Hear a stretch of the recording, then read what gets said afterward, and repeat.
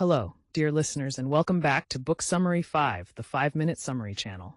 I'm Sammy, your host, here to give you a detailed dive into another captivating book. Before we start, don't forget to subscribe to our channel. It's essential for us to keep bringing you these summaries.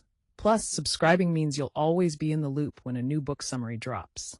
Today, we're exploring The Wages of Destruction. The Making and Breaking of the Nazi Economy by Adam Tooze.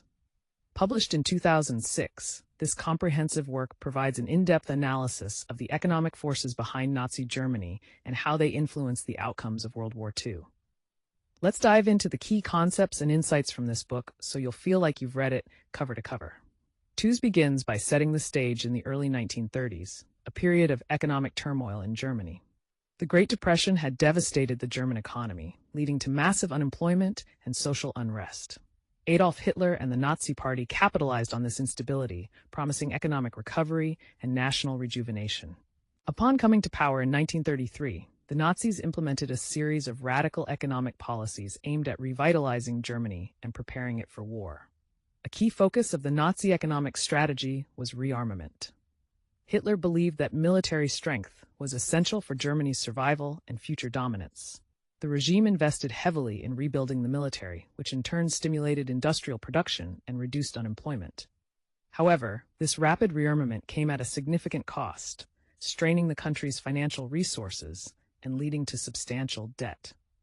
Tooze explains how the Nazis sought to resolve these economic challenges through a combination of state control and aggressive expansionism.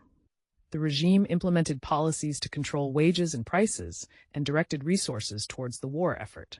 The economy became increasingly centralized, with the state exerting control over key industries and production. One of the central themes of the book is the concept of economic autarky, or self-sufficiency. The Nazis aimed to reduce Germany's dependence on foreign imports, particularly for raw materials essential to the war effort.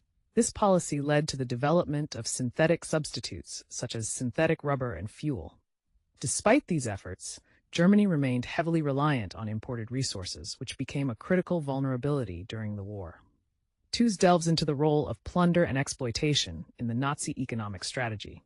The conquest of Europe provided the Nazis with access to resources and labor, which they exploited ruthlessly. The occupation of countries like Poland, France, and the Soviet Union allowed Germany to extract raw materials, food, and other supplies needed to sustain the war effort. The forced labor of millions of people, including prisoners of war and civilians from occupied territories, became an integral part of the German war economy. The book also examines the logistical and strategic challenges faced by the Nazi economy. Tooze highlights the limitations of Germany's industrial capacity and the difficulties in maintaining production levels under wartime conditions.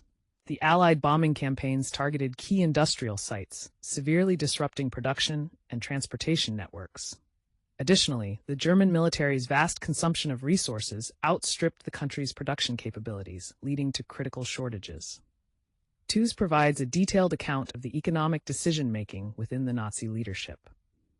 He explores the conflicting priorities and power struggles among key figures, such as Hitler, Hermann Göring, and Albert Speer. These internal conflicts often led to inefficient and contradictory policies, exacerbating the economic challenges faced by the regime.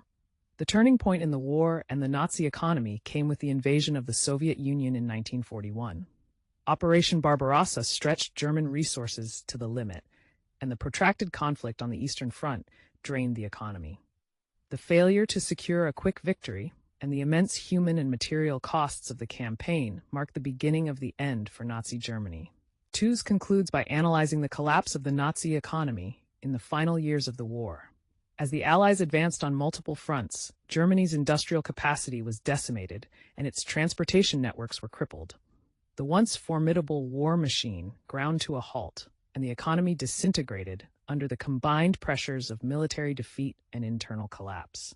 The Wages of Destruction is a meticulously researched and compellingly written account of the economic underpinnings of Nazi Germany. Tooze provides a nuanced understanding of how economic factors influence the rise and fall of the Third Reich, offering valuable insights into the complex interplay between economics and warfare. Thank you for tuning in to Book Summary 5, the 5-Minute Summary channel. Don't forget to subscribe to get updates on new episodes, and if you enjoyed this summary, please like and share it with your friends. Until next time, happy reading.